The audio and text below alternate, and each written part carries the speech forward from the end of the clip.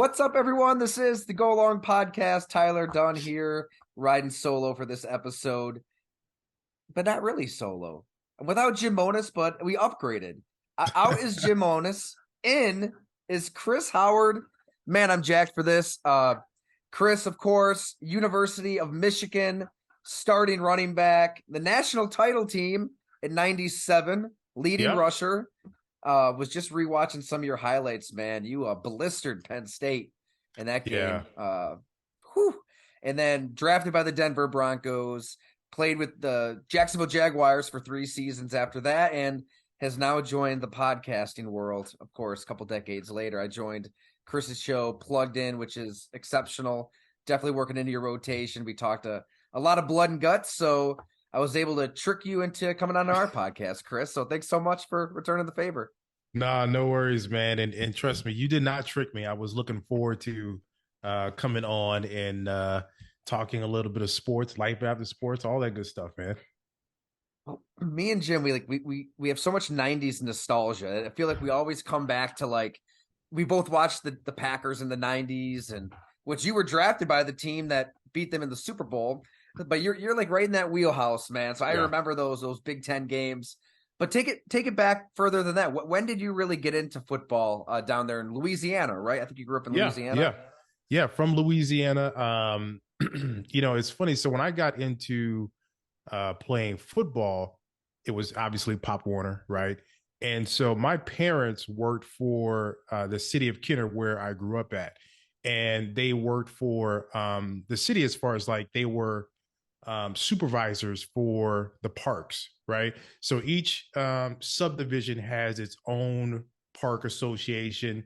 So we lived in Lincoln Manor, somebody lived in Wentwood, someone lived in Gladys. And so each of those subdivisions had their own little league, football team. So, my dad didn't want me to play football, right? As a little kid, he didn't want me to play. And so my mom was like, whatever, this boy out here beating older kids in the street, running, racing and stuff like that, he's going to play. So she ended up taking me to a rival park association and signed me up for that team. And so we go to play my park association, and I'm killing our team, right? I'm killing my neighborhood team. And so someone went up to my dad and it was like, man, your son is really killing it out there. He's like, what are you talking about? He didn't know I was playing. He didn't know I was the little kid that was scored 6 touchdowns on our park association team. And so that was kind of my introduction into football. And then of course he was like, oh no, he's not playing there next year. He's gonna come back here and play. And so that was my introduction to football, man. I remember my mom patting my pants and forgetting to put in my knee pads. Just crazy stuff, man. But yeah, that was my introduction into, football, Pop Warner. I ended up going to John Curtis High School, which is kind of a powerhouse high school in Louisiana. They've won 30 state championships or something ridiculous. And yeah, man, played high school ball at John Curtis. Got a scholarship offer to University of Michigan.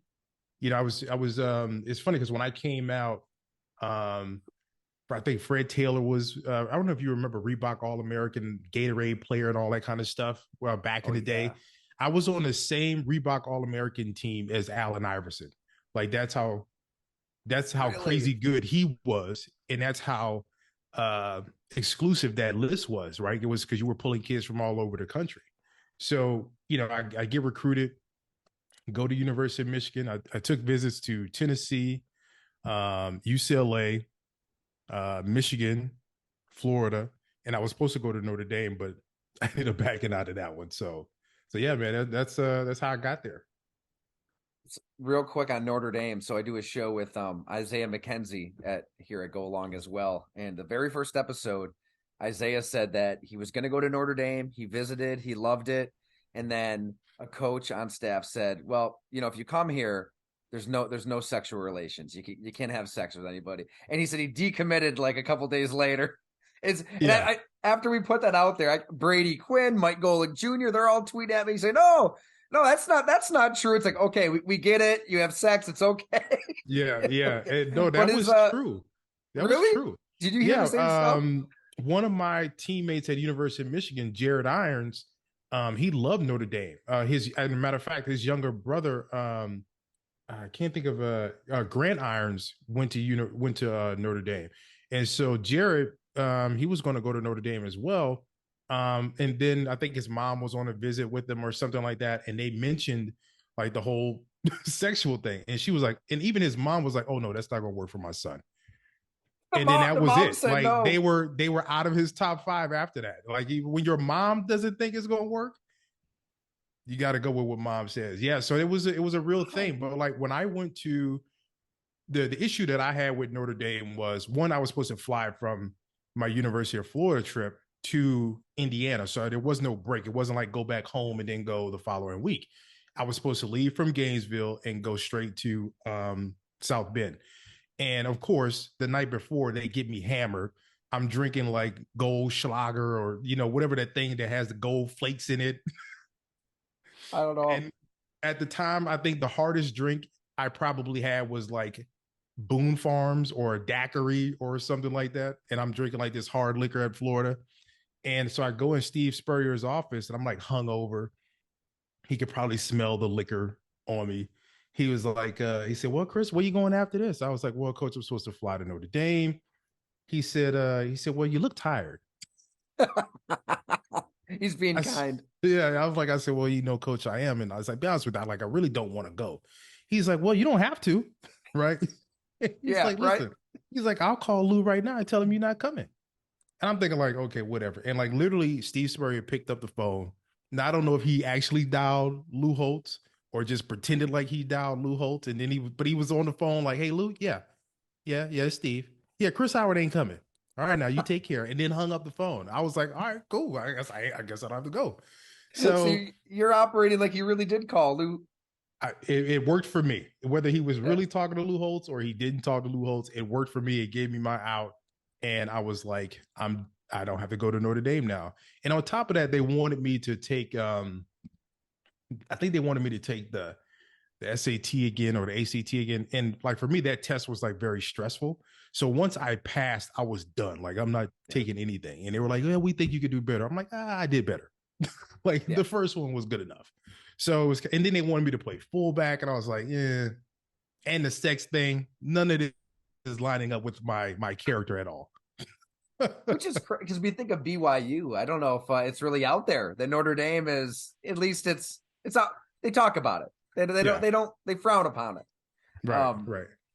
But Michigan it was, and you were a part of kind of the renaissance of the program in a lot of ways, right? I mean that was your class that helped kind of bring the Wolverines back all the way up to that national championship. Yeah, that was a special team because I think people always love to talk about the 97 team, but I always tell people 94, 95, and 96 built that 97 team because prior to that, Michigan was going to the Rose Bowl like it was a rite of passage. They were constantly going to the Rose Bowl. I think they went like 5 years in a row or something like that. So when we get there, we're kind of like the redheaded stepchild that just kind of came in and messed up everything, right? Because we don't go for the next 3-4 years.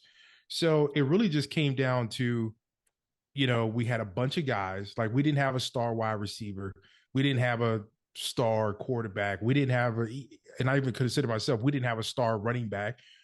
Only person we really had on the team was Charles Woodson, right? But we had a bunch of guys who at the end of the day just got tired of getting their asses kicked and got tired of being known as mediocre Michigan, right? And then Yeah. because you're holding up this legacy, right? And so, and of course, you have older players that come back and visit, and they're looking at you side eye, like Yeah. you ruined everything. You guys suck, you know. And so it was kind of like we just had all this pressure on us, and then plus Lloyd Carr was, kind of on the hot seat because we didn't have a good year, because he was kind of like they didn't know if they were going to retain Lloyd or go after who was the Colorado coach at the time? Was it Bill McCartney? Is that who was the Colorado coach at the time? I think it was McCartney, or I can't think of his name, but they were potentially going to go after him because he had Michigan ties. So that 97 year was literally a make or break for all of us because all of us were seniors. So Bill it was no more McCartney, you're right. football. Mhm. And then potentially Lloyd, not being retained after that. So that year was, pretty magical. The first time we had won a national championship in 50 years. And I'll tell you the real crazy thing was when you talk about, destiny and fate. You know how they always have guys come back to talk about, what they did their year. Well, the last team that won a national championship came and spoke to that 97 team and shared their stories with us, and they said, we're going to hold our 50-year, I can't remember what it was, but our something year reunion in at the Rose Bowl. And they were like, wouldn't it be nice while we're celebrating our reunion if you guys were there to, and so we end up doing the same thing they did, going defeated, winning a national championship and playing in the Rose Bowl. And we met up with those guys in Pasadena to celebrate their reunion. So it was just, wow. It was just crazy, man. Yeah. What was that like? I mean, 50 years prior, you said, so we're talking some older guys here. Yeah. I mean, look, some of those guys had air tanks. Yeah. Like, they were bringing old. Oxygen with them. Yeah, they had like oxygen tanks with them. They were old in wheelchairs. Like that's, and when you think about a program like Michigan, that's crazy to think that it had that much time had gone by since they had won a national championship. But it was pretty surreal, man. And it was just, again, going back to, fate. It was just one of those things, like it was just time. It's just like one of those teams where the announcers are like, they haven't won a game in 38 seasons. Well, eventually they're going to win one, and that one just so happened to be my senior year. Unbelievable. I mean, God, that Penn State game, I forgot they were number 2 in the country when you had, that was probably your best game of that season, right? You ran for well over 100 yards, and yeah, you guys just pound them. And you're playing in front of 100,000 fans. Oh, it was crazy. It was beautiful. It snowed the previous day, so we didn't know what the weather was going to look like. Like, I mean, it snowed bad, but credit to the grounds crew at Penn State, because when they pulled that tarp off the field, it looked like it had just rained. And I mean, the field was perfect. Wow. The grass was cut. It was like a really fast track. So when we went out there, I was like, oh man, I just felt like we were going to have a good game. And then going into that game, of course, it was like they coined it Judgment Day, because we were playing Penn State, and I think North Carolina and Florida State were playing. It was like 1 versus 2 and 3 versus 4, something like that. So it was like to figure out who was going to be in that top tier. And so going into that week, Lloyd Carr, who is just a master motivator, we're in our full team meeting room. And so Lloyd Carr comes in, and he's got his like stack of papers, and he walks up to the podium. He's like, men, he's like, I just got off the phone with Joe Paterno. And I told him I'd trade Howard, Anthony, Williams. I trade them all for Curtis Enos. You know what he said? No, thank you. And of course, everybody like falls out laughing in the full team meeting room. Everyone's laughing except for the running backs that he said he would trade for Curtis Enos. And but as we leave the full team meeting room, he pulled me to the side and he's like, "Aren't you tired of hearing that Curtis Enos shit?" I was like, well, yeah, especially coming from you, right? And he's like, well, you go out there and you show them who the best back in the Big Ten was. And then again, fate. It was a great field. We had a great day, and I had a great game. He kind of knew how to piss you off a little bit too then, right? I mean, that's going to get you going. He knew how to push the buttons, man. Again, he is a master motivator, knew how to get his guys to play. I think that was the growth in him as well. Because, again, being on a hot seat, being at Michigan, again, losing the last 4 years, I think that was part of his growth as well, was to learn how to motivate his players, but motivate them in a way that you weren't going to discourage them, right? Like it was you're not putting the pressure on them. You're getting them to rise to the occasion, as opposed to putting the pressure on them. So that's one thing he was great at. I don't think people understand how difficult it is for a head coach to deliver a speech to a team, right? It's just, because guys, especially at the NFL level, I mean, you can read through phoniness, and nobody wants a rah rah like win one for the Gipper, this corny Right. ass movie, like the stuff out of the movies. That's not real life yet. You do need to motivate. You do have to get guys ready to run through a wall, but it's got to be real and genuine. It's man, I've talked to players around the NFL. They kind of roll their eyes at their own head coaches, saying, "Yeah, we're grown adults. There's nothing that he's going to say that's going to get me all excited." But if you can pull it off and it's effective, it can work, can it? Yeah. Oh, it definitely can. And I think guys like Pete Carroll, I think is really good at that. I think Mike Shanahan, I think was a coach like that. I mean, there are a number of coaches that had that type of ability. Um, you know, but then there are also coaches who, like you pointed out, who really can't because I mean, at the end of the day, you're also talking to a grown man, right? In the NFL, you're talking to a grown man who has bills, who has kids, who has a wife. Very little is going to motivate him other than the fact that this is his career and this is how he pays his bills, right? Yeah. And for me, I think that was the biggest difference in college was the when you lose in college, it kind of hurts, right? Because you've worked out for this moment, like you've all the workouts, all the summer conditioning, everything. It's a championship. Well, one loss can really knock you out of all your goals that you really set for yourself going into the season. Whereas in an NFL, you could potentially lose 3-4 games, still win your division, still get to the playoffs, still potentially win the Super Bowl championship, and you get paid. So it's like, yeah, we lost, but man, look at that check. Yeah. You're right. It takes the sting off a little bit. Yeah. One last one on Michigan, like Charles Woodson has kind of been mythologized, since then, decades have passed. But what made him special day in and day out when you're playing with this Heisman Trophy winning athlete? When Charles came in, he was he was a running back. And I remember thinking I'm like, oh man, they bringing in another running back. And then I saw his highlight, his high school highlights. I was like, oh, Jesus, and he's good. Right. And then I remember walking down the hall and running into our defensive coordinator, Herm. What was Herm's name? Can't remember his name. Running into our defensive coordinator, and he was saying that he said, Chris Jim Howard Herman. said, yeah, Jim Herman. And so Jim said, he said, Chris, he's like, we got this kid coming in, Charles Woodson. He's going to be better than Ty Law. And I'm like, okay. Ty Law, the dudes whose pictures down there on the All-American board, first round draft pick, 4 interceptions, and for the Patriots, he's going to be better than that guy that just left. And I'm like, okay, whatever, Herm. But Herm was right in a sense. I mean, Charles he wasn't the biggest, but he definitely was fast, and he just had a natural ability that most guys you have to teach. He didn't have the smoothest back pedal.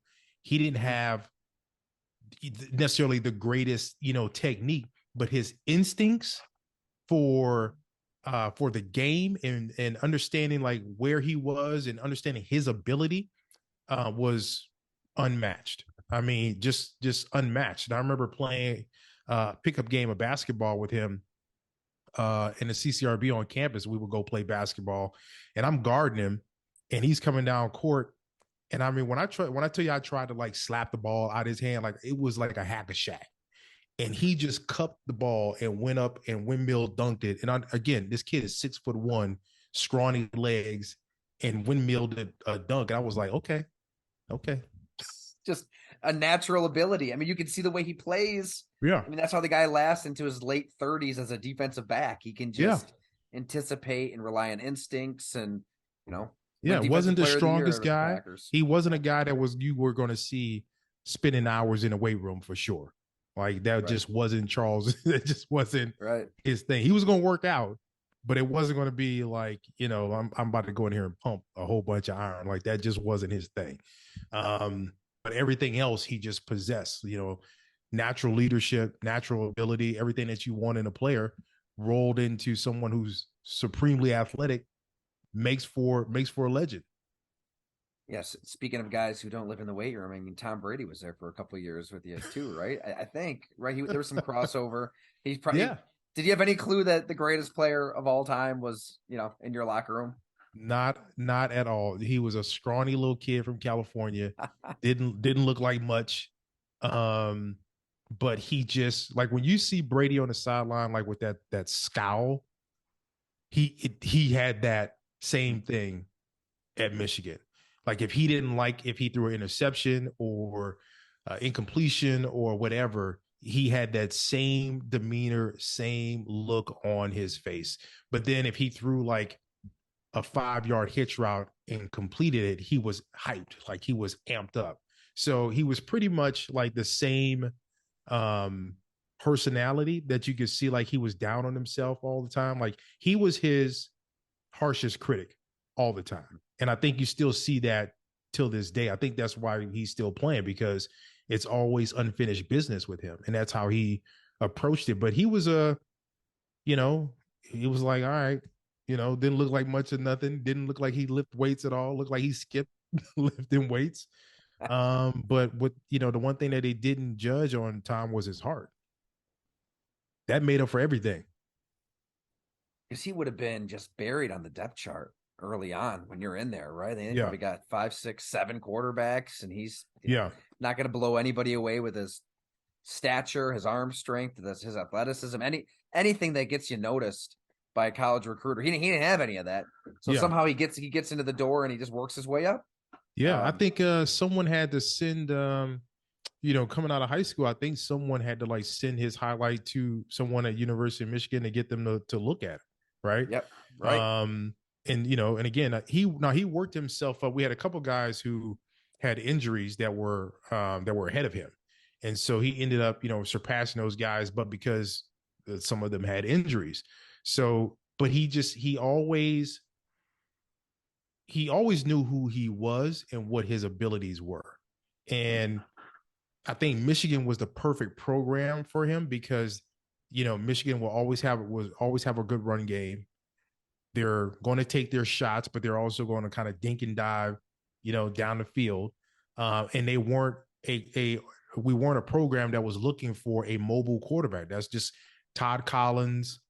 If you look at Elvis Gerbach, you look at all the quarterbacks Jim Harbaugh might have been the most athletic quarterback that we had up until Denard Robinson, and all those guys when the scheme changed. But up until then, all the quarterbacks were very prototype fixtures, and Tom Brady was that type of quarterback. So the system was perfect for him.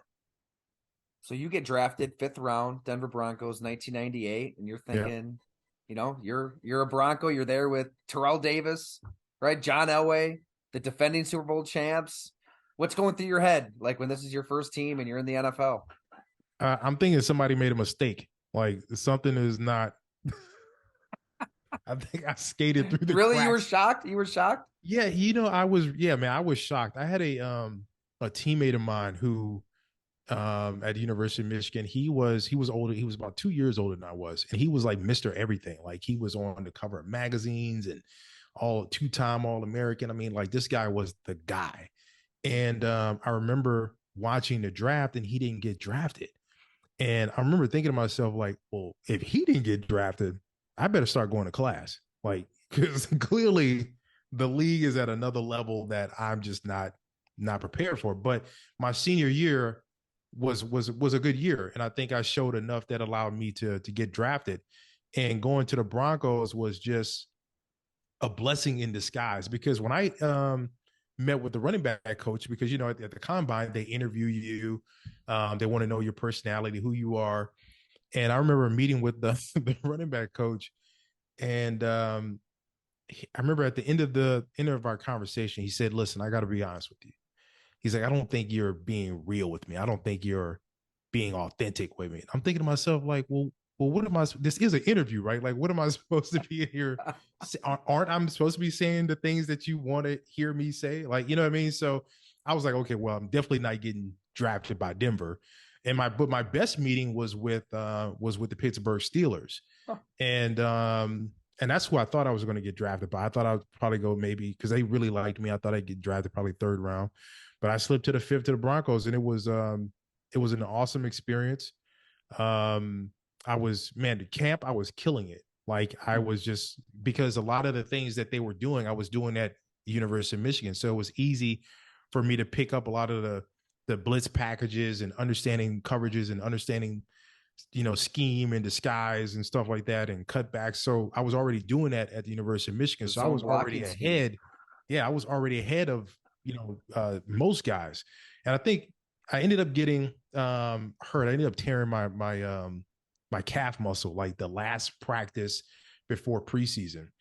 And of course, but you want to try to you want to try to come back, and that was kind of my mistake of trying to come back too early. But Denver at the time had Terrell Davis, Vaughn Hebron, who was like a kickoff specialist, return specialist, and Derek Love, who was a veteran who played at San Francisco. So those three guys were were pretty much your tailbacks. Then we had a couple fullbacks. Which is crazy. I think Anthony Lynn, who was the head coach, Oh, he was one of our. That's how he's old a friend of the program, that's how actually. old Yeah. my ass is. That when Anthony Lynn, I played with Anthony Yeah. Lynn. It was one of our fullbacks, and Worked so I with was my trying co-host, to. by the way, in Buffalo. They were when Yeah, Jim was with the Bills, he was the interim head coach, actually. yeah, that's right. He was a really cool cat. But I tried to come back, had a horrible preseason game, but because I was hadn't practiced. So I remember going into the game, and I swear I hadn't fumbled in I don't know how long. Fumbled the ball like 3 times. And Bubby Brister was our backup quarterback, and he talked to me on the side. I was like, "Don't worry about it." And so I understood the decision that the organization had to make because you had 3 veteran running backs. One was a return specialist. So when they released me, they wanted me to stay to be on practice squad. But my agent at the time was like, "We're getting calls from other teams. They really want you to come down." And they were like, Jacksonville is calling. They really want you because James Stewart, I think, had blew out his knee. They drafted Fred Taylor, but Fred Taylor hadn't really come on yet. And Tavian Banks from Iowa was actually the guy who was like, I think he had like 200-yard rushing games or something. Like he was killing it. And so they needed another running back. And so I was like, all right, I'll go down there. And went down there. Of course, that year, Denver wins their second Super Bowl. I'm still mad at my agent about that, which is why he was no longer my agent. Bad call there. And so I Denver go down was willing to put you on the practice squad and just kind of let you develop then at that time if you wanted to? Yeah. Okay. They were, that was the plan, was like stay on practice squad. You'll heal, right? You'll have time to recover. You have time to learn the system. You'll have time to get acclimated. Because what I didn't have was the foresight to realize that guys like Derek Lavelle and Vaughn Hebron, I think it's Vaughn Hebron, were older guys, right? So they didn't have much tread left on the wheels. Not to mention however much salary they were making, but I didn't understand that, which my agent should have understood that part. And the scheme, I mean, my God, you had Olandis Gary, Mike Anderson, like whoever was running back for the next 6-7 years had 1,000 yards. This is making me feeling even worse, Tyler. Thank you. I'm sorry. I'm kidding. But no, it was and so I ended up going to Jacksonville. So I go down there. I go from Mike Shanahan, who was a great coach, great personality guy, great team, kind of a great team coach, to Tom Coughlin, which we all know the story of Tom Coughlin. So, who is a great coach. Tom Coughlin is a great coach, and it also is a great man. Also, just very rough around the edges, like we talked before. Like not necessarily win one for the Gipper kind of guy. He's a hard ass, right? I mean, he's old school. He's old school, right? Bill Parcells, I think he's under that tree. And so I get down. Hold on 1 second, Tyler. My dogs are. Can you hear my dogs barking? Okay, sorry. We welcome all the ambient noise here. We've got crying kids and everything on here. All right. So I get down to Jacksonville, and like I have a physical that night, and then we have a game in like 2 days.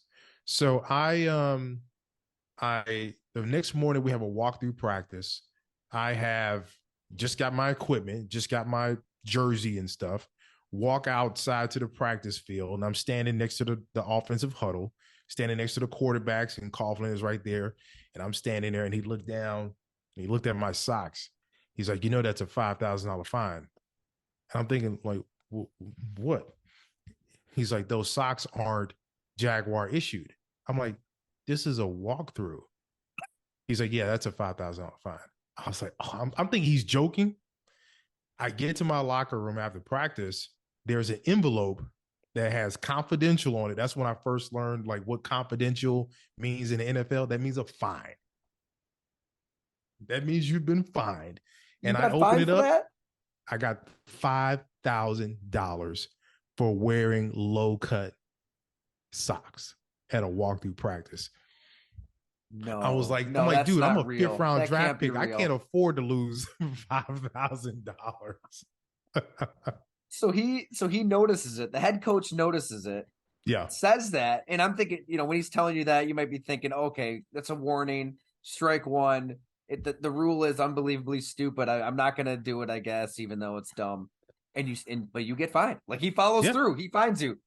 He followed through. He fined me, and he was serious, man. Like when it came to if you were what he used to say, he used to say something like if you're 5 minutes early, you're 5 minutes late, or something like Yeah, that. He would like, Coughlin I time. mean, fine guys. I mean, everybody was getting fined, and that was my first fine, and my first and my last. I have to say that. But yeah, man, it was Jacksonville was different, and I just ended up doing finishing up an interview with Jimmy Smith, who was just got inducted into the Jackson State Hall of Fame and entered the Ring of Pride Hall of Fame for the Jacksonville Jaguars. I just did an interview with him, and we were talking about that kind of stuff. But Jacksonville was different because it was kind of like the outcast of players that really nobody wanted, right? Like if you look at Keenan McCardell had played on several different teams, been cut by several different teams, but he ends up becoming an all-pro in Jacksonville. Same thing with Jimmy Smith. Jimmy Smith got drafted in the second round to Dallas Cowboys. Didn't catch a pass in 2 years. Got cut. Goes to Philadelphia. Gets cut. Goes. His mom makes a scrapbook and sends it to to Jacksonville. That's how he gets a tryout with them, and then he goes on from there to a 12-year career, 7 straight 1,000 receiving yards or something insane. But it was just a team of guys who were, again, like nobody wanted, right? And we had a lot of success down there in Jacksonville. You're 90. I mean, you were on the 99 team that went 14-2. Yeah, I mean, that was the best team in the league. It just was a matter of beating Tennessee. I think they had your number, right? man, we could not get past them for anything, man. There was like Tennessee was like our kryptonite. Yeah. We could, no matter what happened, we could not get past them for anything, and they were just they schemed us up perfectly. They knew what we wanted to do. They were very physical, and honestly, if I'm looking back at it, we really just got punked. We just really got out physical when we lost those games. You know, making mistakes, penalties, jumping off sides, all that kind of stuff. I mean, you probably wish you were able to have a long, 8, 9, 10-year career, but what went into kind of walking away from the game after a few years? It was honestly, it was just realizing that, some guys are great high school players, but they're not great college players. Some guys are great college players, aren't great pro players, right? Because there's levels to it. And I think for me, it was just realizing that, like, I felt like I peaked, right? Because again, coming from the high school that I came from, I played, baseball, basketball, track, AAU basketball, AAU, travel team baseball. So I was doing a lot of sports ever since I was like a very little kid. So for me, I think I got to a point to where it just felt like I was burnt out. And then at the same time, the league was just at such a different level from an athletic standpoint. I remember I was telling somebody the story the other day. One of my teammates in Jacksonville, he was an Olympic sprinter. Like this dude had qualified for the Olympics. He was like a 10 flat guy. And I remember us being on special teams together. And as we're watching the special teams tape with our special teams coach, I remember my special teams coach, like, he's got the pointer, right? He's pointing at the thing. He's like, Chris, you got to get up here with Albus. I'm like, he's an Olympic sprinter. How the hell? There's no, unless you put a human slingshot on me, that's the only way I'm going to get up there and keep up with him. But that was like for me, it was just that's how big a gap the talent and the speed is of the game. And unless you're going to be like the top tier of those guys, right, making the big money with, getting the Sprite commercials, you're really just a journeyman, right? You're really just you're just a body that they're going to use and then it's a revolving door and they're going to bring in somebody else younger who can do just a good job as you for far less. So it was kind of coming to that realization that, like, one, I'm burnt out. Two, I've peaked. I'm not getting any faster. I'm not going to get any stronger, but the game is still going to do all those things. That's tough. I mean, that's got to be a tough realization, just to realize, damn, like I can't be an elite running back at this level and dominate. I mean, granted, if you stayed with Shanahan in Denver and, in that scheme, then you're probably stringing together a few 1,000-yard seasons. Right, exactly. Could have made it to another contract. Yeah. Yeah. I think it's hard for all guys to just kind of look in the mirror and be like, all right, that's it. I got to do something else. Yeah. Was it hard? I mean, how did you transition into life after football? It was definitely hard because even when you think you're ready, you're not ready. You haven't really put a plan into action. And Jimmy Smith said this perfectly on our podcast. He's like, I wasn't worried about a plan B, because if I take time away from plan A to put into plan B, then I'm not putting everything that I need to have in plan A to make it. And that was his outlook. And I think that's kind of, perfect. Like we always know that the game is going to end, but we're not always prepared for when it does end. And sometimes it ends a lot sooner than we anticipate. So for me, the transition was, I've been a football player all my life. Well, since I was, 7 years old, that's what I've identified as. So you go from 7 years old to 24, 25, or however old I was, that's your identity, right? So once you're done, who are you after that? And a lot of us don't know, because that's just what we've identified as. So, I always say that it's kind of like being lost in the woods until you find your way out. And a lot of guys, if you think about it, a lot of when guys retire and they're looking for that next step, where you're so far removed from literally the real world, right? Where you got to put together a resume and all that kind of stuff. And then you got to explain your work history, right, to whatever person. And they're like, so what have you been doing for the last, 6-7 years? And you're like, okay, well, Jacksonville Jaguars running back experience. I know how to cut back. I'm good at pass protection.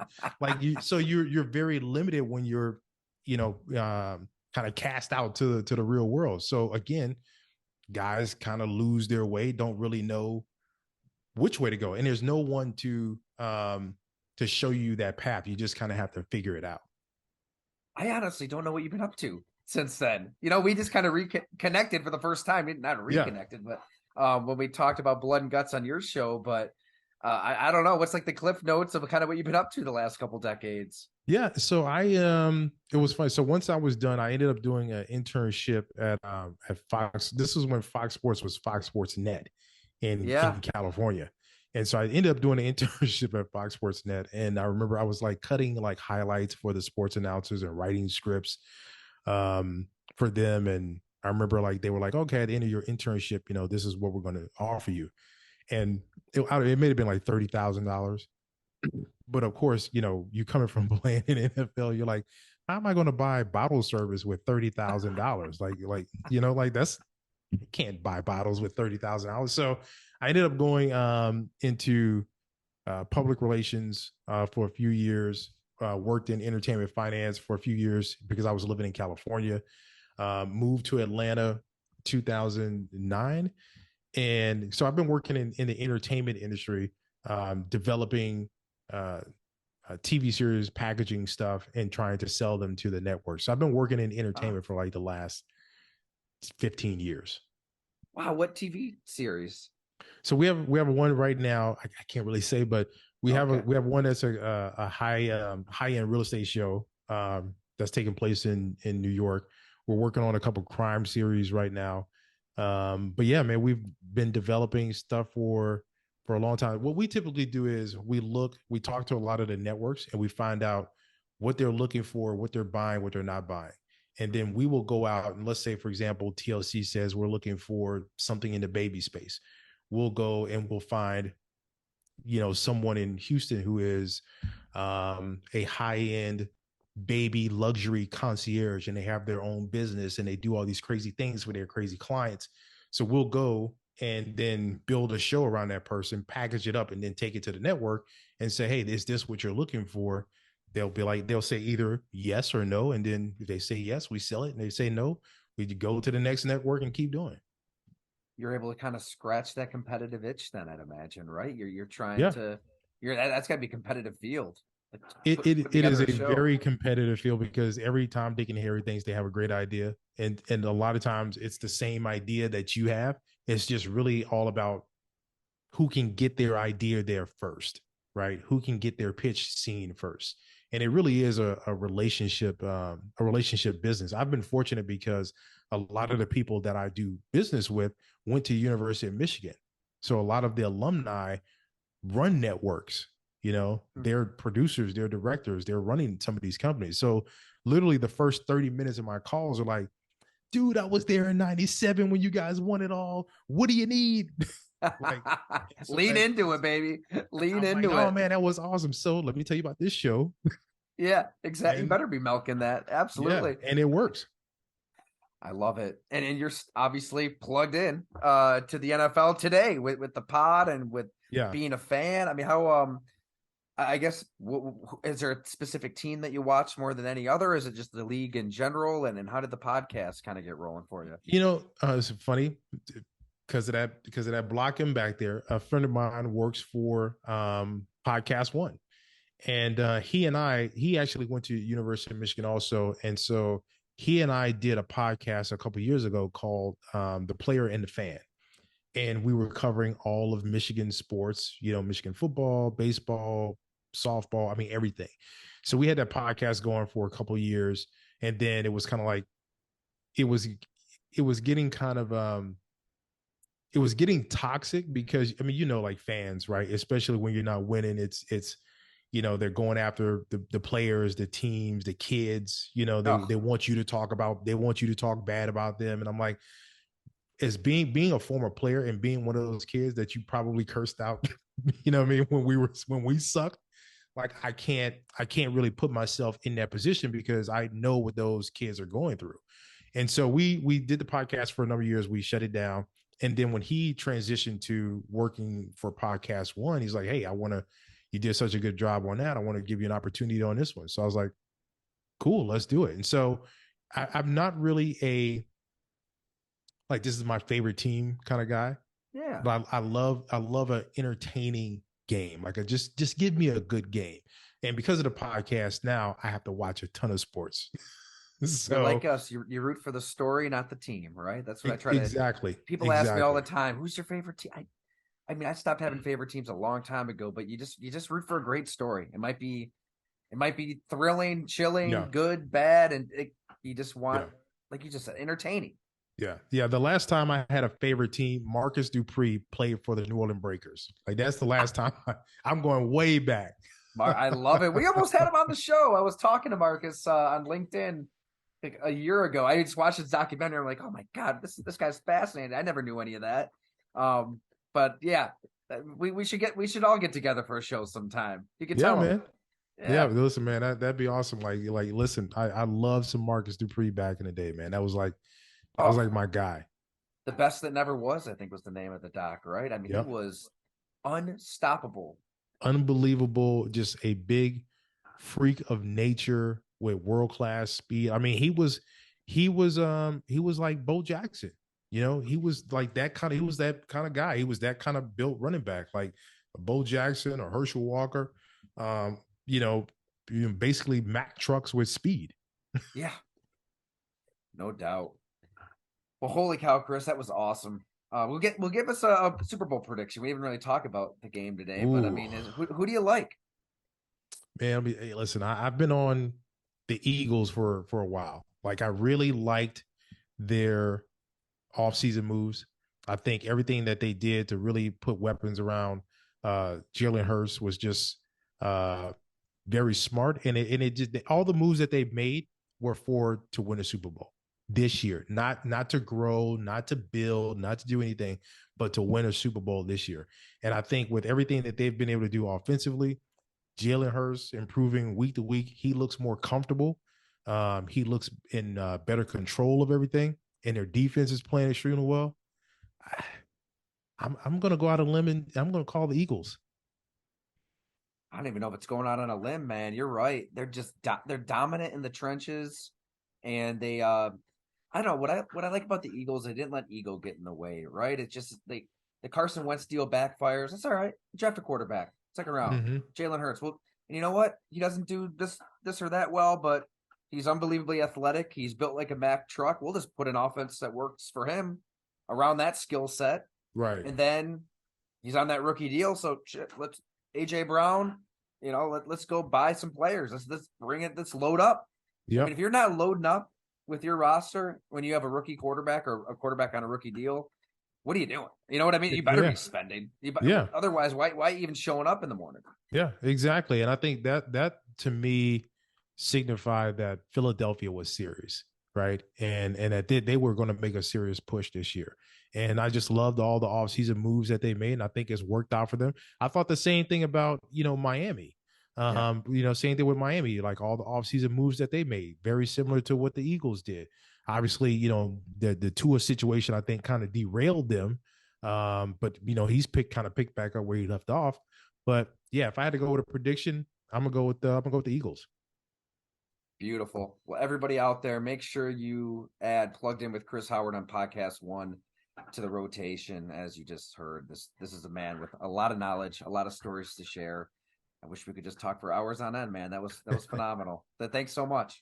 Yeah, man. Anytime, brother. I appreciate it, man. Thanks for having me on. You got it.